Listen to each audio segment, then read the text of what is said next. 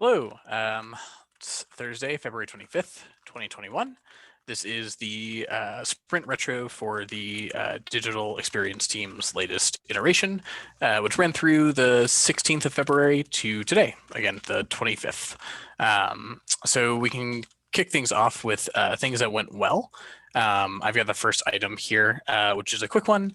We had our UI to code working session on this past Monday, and I think that I walked away feeling like it had been massively productive, like a really good way to align. I think, if we're thinking about sort of the what is it, forming, storming, norming, performing model of team dynamics. Michael talks about it every now and then. I think it's useful. It feels like that meeting was a really great part of norming, right? I felt like we got very aligned on it. So yeah, I felt good. I see a couple of people have notes there, so feel free to hop in on it. Or if not, we can jump over to Jess. Let's move over to Jess because I will be saying almost the same thing you just said. Yeah, the UI to code was really, really productive. We were able to discuss about things happening between the designers and developers, which was really amazing. I actually told Michael during my one-on-one that we should always do this almost every single week because I enjoyed it. So that's a very big plus. I love it. Over to Jess.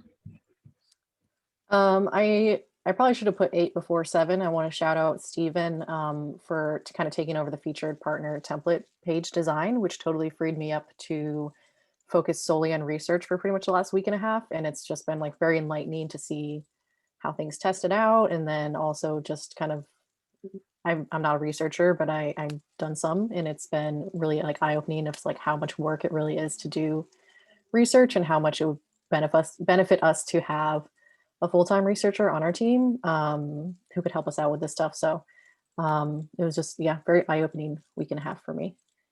And back to Sanmi.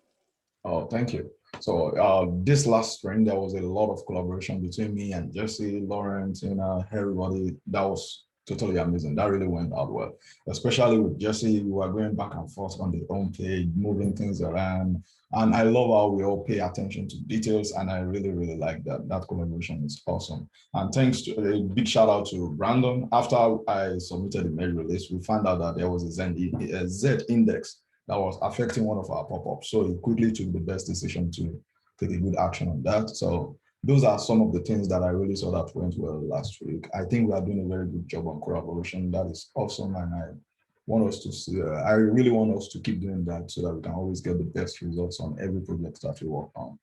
So that is that for collaboration. Then the next thing is the migration of the child topics. It was really smooth.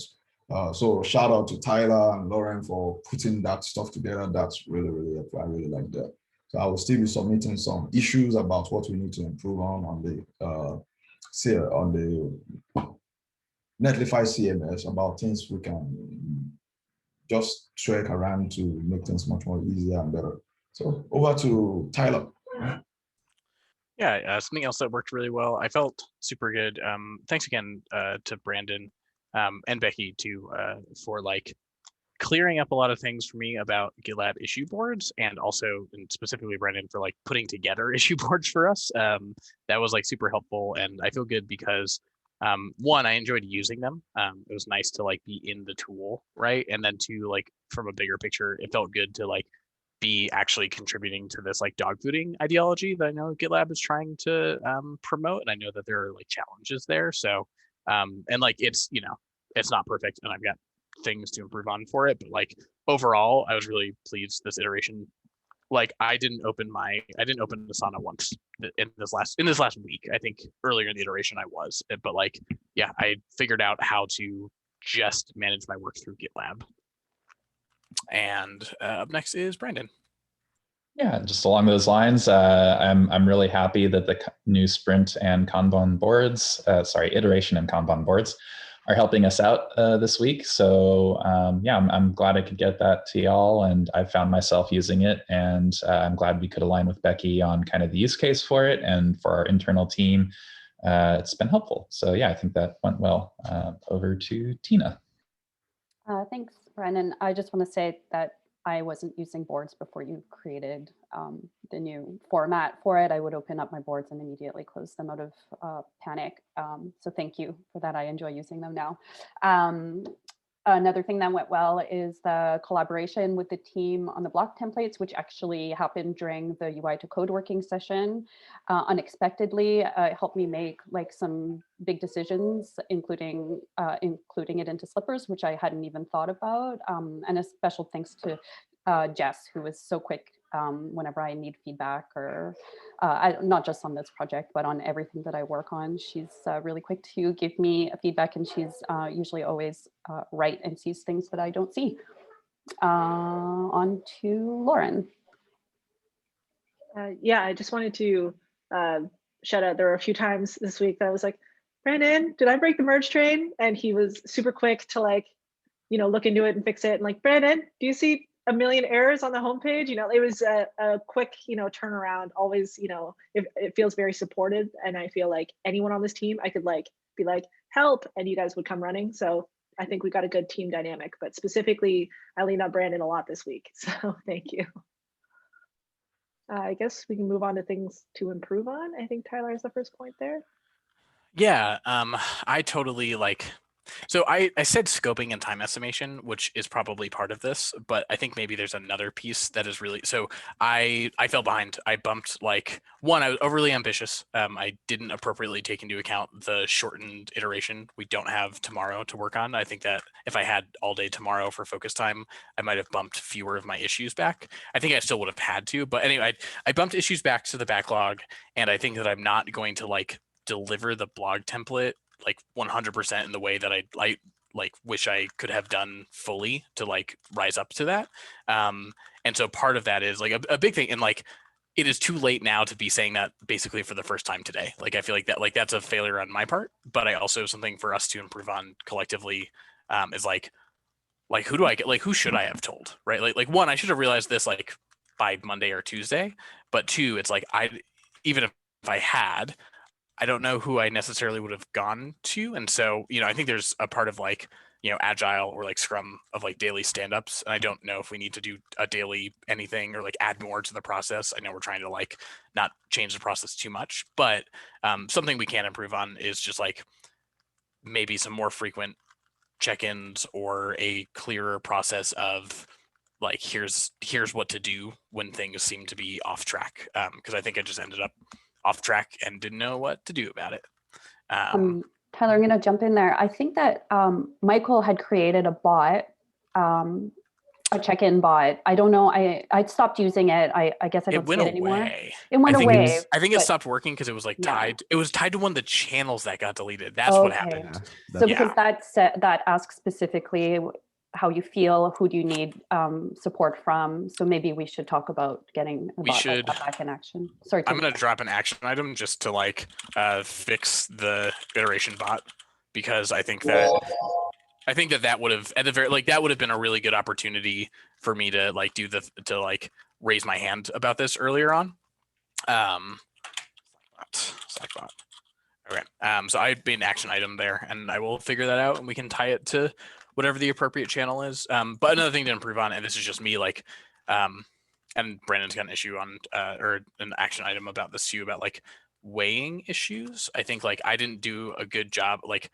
I said, yeah, hello, I'll do this thing, and I didn't look at it before I said that, so I just didn't have a good idea of the scope of things. And had I done that much earlier, I probably would have had some feedback about reducing the scope, or even just said I don't have the capacity to do the whole thing, et cetera, et cetera. So anyways, that's on me. But I think there's a couple of quick solutions for Slackbot fixes and Brandon's suggestions about doing weighing and stuff. So I apologize to anyone whose workflow, either people who are watching or people who are here, that I've impacted on for this one. So sorry about that. I think you're next, Tina. Oh, I'm next. We've already discussed this, but file handoff communication could have gone a little bit better. Lots of information was lost in fragmented issues, an issue being, for content, then an issue being for wireframe, and then an issue being for design, and then an issue being for engineering, and really important information got lost on its way. So there is an issue and action item to work on that process, but there's definitely room for improvement there. And maybe there's something that we can do as a team in the interim to just better communicate key things as they come up. Javi. Sweet. So Becky, I hope this is the right thing. I believe this is part of it, but it was not the thing I was looking for. It's okay. Becky asked for feedback on like the process in the way that we do things. I believe she asked this Monday or Tuesday this week.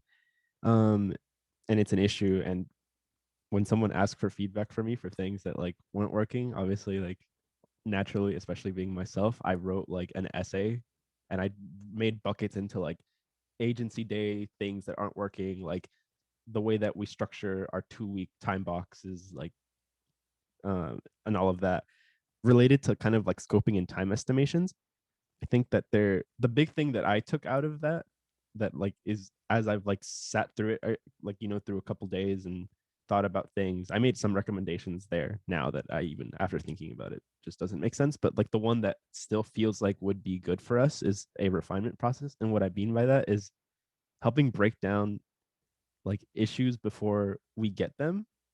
And that will help with like the weighing process and trying to figure out, hey, like we have a queue before an iteration starts. Like we have a list of issues that we can pull from that we know have been scoped appropriately for our work.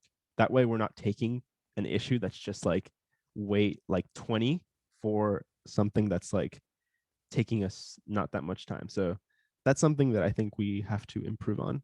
And so, yeah. And by the way, I'm just having a pop-up that my camera battery is low. That's why I froze.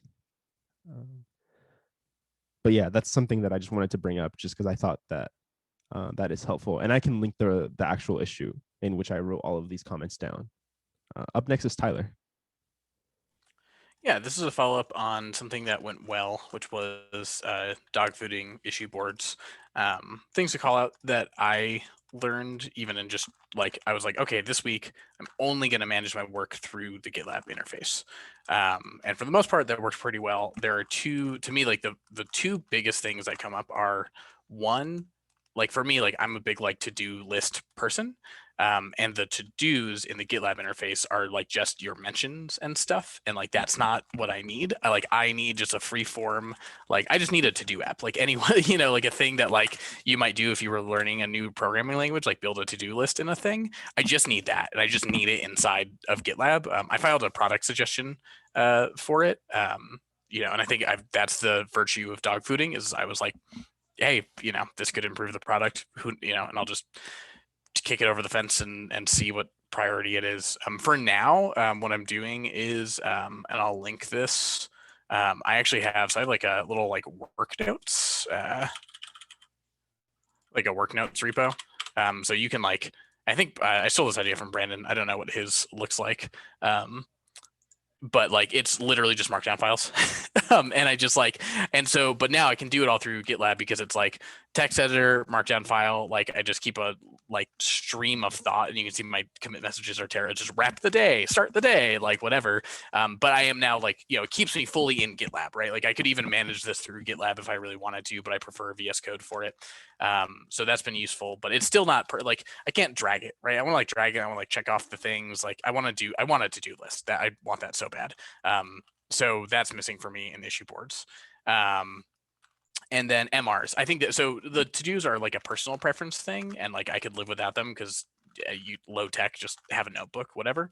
But I think that MRs are actually like the biggest thing that this is like things we can improve on, but maybe we can't. I don't know. Like maybe we need to escalate this or something. It feels silly to me in so many ways. And I've read through some of the issues about like what the actual technical challenges are, but like it feels silly that I can't get my MRs to show up in the same place as the issues. like I just, because that's where so much of my work happens. And it's and the big thing, and like it's like, okay, a lot of MRs are related to issues, especially if it's something where I was assigned an issue and then I made the MR. I can like link them up appropriately. But very often I will receive like, and so in this last iteration, I did like 3 or 4 different reviews of community contributions. So there like wasn't an issue 1. It's just like someone's like, hey, here's the thing. And then 2, like I have no control over what they do to link it to an issue. And so like then I just lose it. Like there was a couple days where I was like, oh, right, I had an MR, and it because I was trying so hard to stay in GitLab, I didn't see the thing because it didn't show up in any of the views that I was really looking at. And I know it's there, right, if you click in the right hand corner, but like if you're trying to filter your things down, like there's just not an easy way to put it where I personally want it to be. And the final note on this is that like there's a whole handbook page about how to work at GitLab, and it's like everything starts with an MR. And it seems to me that that is not how it happens. It seems to me that everything starts in an issue.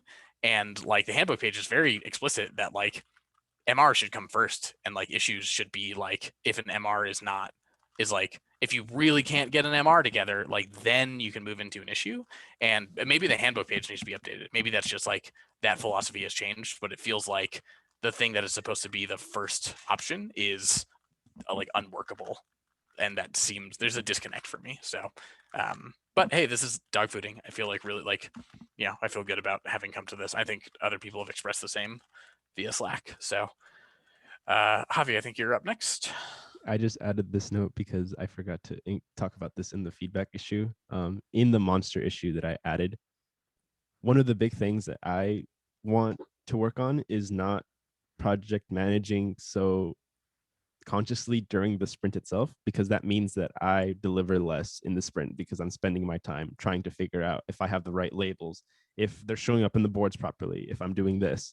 And so the suggestion that I have that could be an action item is like, for us trying to be, because before our sprint, we have some time, I think, some working time where all of us are like awake and should be working, I think, before our sprint planning meeting.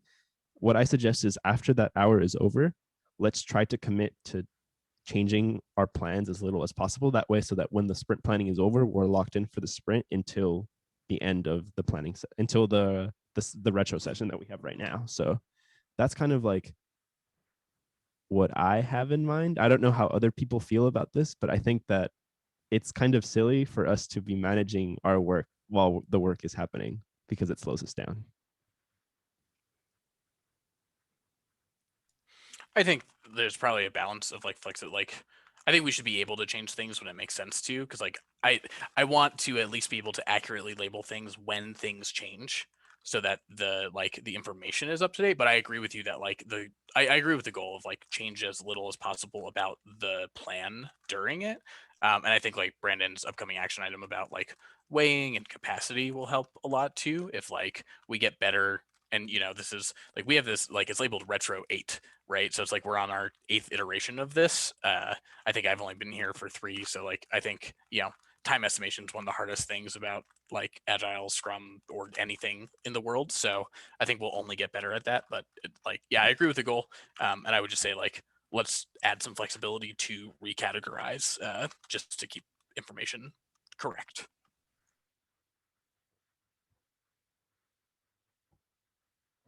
Cool. We can move to action items unless anyone's got something before that. I will kick us off here. Danielle in Slack had a suggestion. I had like posted a video about some Slipper stuff, and she asked if we were going to like release it. And so I kicked off an issue which has a quotes from the Slack thing, since Slack is not a document of record, and some links and stuff too. Nothing to really talk about. I think the action item here for me is I think that next iteration planning, we should have this teed up as like one of the possible work items, and then work asynchronously in that issue to talk about what that looks like, and like what the requirements are and what the value is. And so anyway, I just want to make sure that this finds its way into our planning session next week, even if it's still not the right fit to do yet. That's all I have for it. So on to Brandon. Yeah, so I apologize. This thought hadn't occurred to me earlier. We're all still kind of forming as a team and forming how we do our processes and that sort of thing. But it occurred to me that something we might benefit from is weighing our issues. Either it would be ideal to do it async before the sprint planning, but also while we're doing the sprint planning, we just want to make sure we're not taking on too much work. So it'd be good to kind of go over the weights of issues, kind of agree if we, in agile processes, usually the team gets together and says, I estimate this task is going to take X number of points, and other people on the team might say, oh, did you realize also you need to do this? And so it may be more than you think. Or some other people would say, well, we could do it that way, but maybe we can do it this way to reduce some of the cost. And so it can be beneficial to weigh things together as a team. So we might want to try that in the next iteration, just kind of planning together how much we think an issue will take to do. And that way we can also keep a careful eye on how many points we think we have capacity to do during a sprint. And then we can also retrospect, okay, that took longer than we thought, or we actually have fewer or more capacity than we thought during a sprint. Iteration. I keep switching between iteration and sprint as I'm talking the same sentence. But anyway, yes. So that's kind of a good process I hope we can start doing. On to Tyler. Yeah, you answered my first question, which was like, how do we handle things we're unclear about? And I think the answer to that question is first, like we do async work before planning session of like putting time estimates or what, doing some estimation, right? And this is part of like managing the backlog overall. And then, like you said, like the negotiation in the planning of like, hey, like I'm going to work on this, and I think it's going to take this many points, and then sort of the conversations there. I think that answers my first question, is like we should get to clarity by the end of the planning session, either through asynchronous work for clear tasks or some synchronous conversation for like unclear tasks. But my second question is about prioritization. I know that we have OKRs. We have, we get messages from managers and meetings and stuff about priorities, and like often, I think one of the best things about agency day stuff is that like those come with due dates and like very good reasoning for them. So I think but like for other stuff, I guess, like who sets the prioritization, right? Like is there someone else we can go to for what are competing priorities? So far I've kind of been managing myself, and I feel like this is a big thing because it's not just about like the weight and the time estimation. It's also like if you've got 10 points and you have 12 points worth of stories or worth of issues or whatever, it's like what two get dropped. And I don't know, like if like, I don't know how to answer that question or who to go to for it. Or if there even is an answer for that at this point. So that's my only question about, that's the most pressing question I think for as we iterate on planning sessions, is like who calls the final prioritization here? Yeah, I think it's all, go ahead. Oh, sorry, Brandon. So I think I ran into that just this week because there's a new partners page that I'm supposed to start developing, and I'm planning to push it to our next sprint. But when I discussed, I think Becky sent me a direct message on Slack, and we got into that conversation that I have something that I'm doing this week. I know this is urgent, but how do I prioritize what is important and what I can push to our next sprint? And she actually said, okay, let's put this public on Slack, then I can comment on this, then we can get Michael involved, and we can know how we can move things around. So I think Becky is good to go, is someone we can talk to. And if we always put that public, so that everybody who has maybe a stake in that project can also contribute that, oh, this is not a big deal, this is not what we can prioritize on.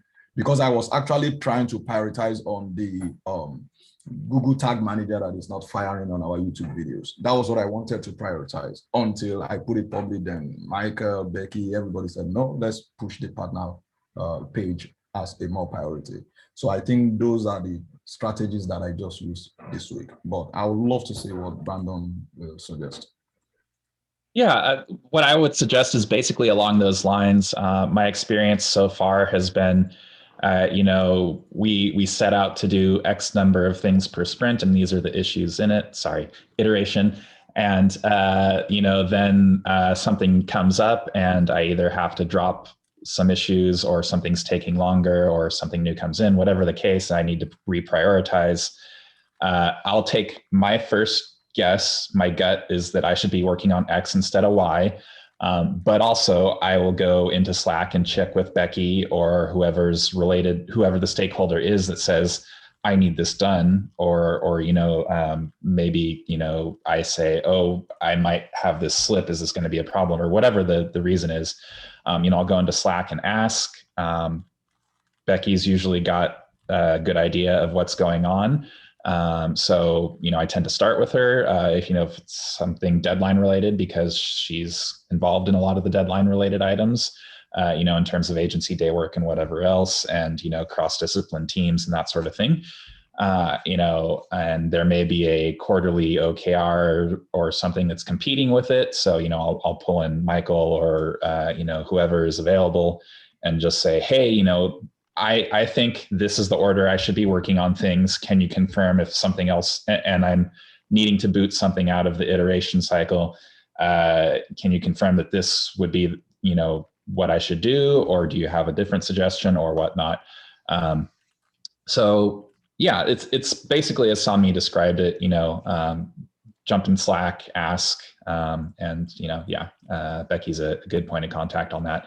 If someone is not available, because I know we had, for example, snow in Texas recently where Becky was unavailable, and Michael was on PTO for, I don't remember if it was he was moving at that point, or if he was doing a CEO shadow, or and Danielle's out or whatever, then we can take our best guess, converse as a team, ask the stakeholders, what they think and that sort of thing. But yeah, there's usually someone to ask, and getting that group conversation in transparent public is a good way to do it. And don't feel bad if deadlines change, or if you can't make something that you thought you were going to make. The earlier you communicate that, the better, because then we can all adapt. So yeah, definitely good to let people know and ask questions. I think there might also be an opportunity, now that we're all going to be operating as inbound marketing with the same sprint doc. When we go to update what we plan on doing the sprint, a good practice is just putting it in order from top to bottom of what you plan on working on in order. And then Becky's going to be in there looking anyway, and if she sees like something at the bottom that should be at the top of your sprint, then maybe there's opportunity to like kind of readjust and communicate that way. But yeah. Sweet, thank you. I'm up next with a quick one, unless there's more on this point. Just action. I just put this in my to-dos. I'm gonna fix the iteration Slackbot update thing like we talked about before. So I will get to that early next week, because I think it'll be a quick like reconfigure a Slackbot thing. And then Javi, I think you got the last action item here. Yeah. I wanted to specifically call this out because I think this will help us with some of the weighing and the scoping, like some of the things that Brendan has brought up in his previous action item. I'm trying to think about like how this becomes possible without making our planning meeting longer. In the original post I had for Becky, the simple solution was make our meeting longer because we have more time to do more things. I don't know if, after thinking about it for a couple of days, if that necessarily works for us. I have to think, or not I, but we as a team have to think about what is our way of making sure that we kind of have an idea of what's on the horizon. I'm sure things will change, as priorities often change. I don't think we should be planning more than maybe a sprint ahead at any given point, or an iteration. I'm sorry. It's funny because I suggested the name and I'm the one who's breaking the rule, but trying to figure out how to get that to work within our 2-week little time box. So that's something we can make an issue about, I believe. Or we can make it like a similar, because I think it's very related to what Brandon has listed, so it can all just be like one thing. But yeah, I just wanted to specifically call that out. Anyone else have any last minute things? Our agenda is done, but yeah, and we're 3 minutes over time, but thank you all for coming. It feels natural that I end just because I was the last person speaking, but thank you so much. We'll see you all soon.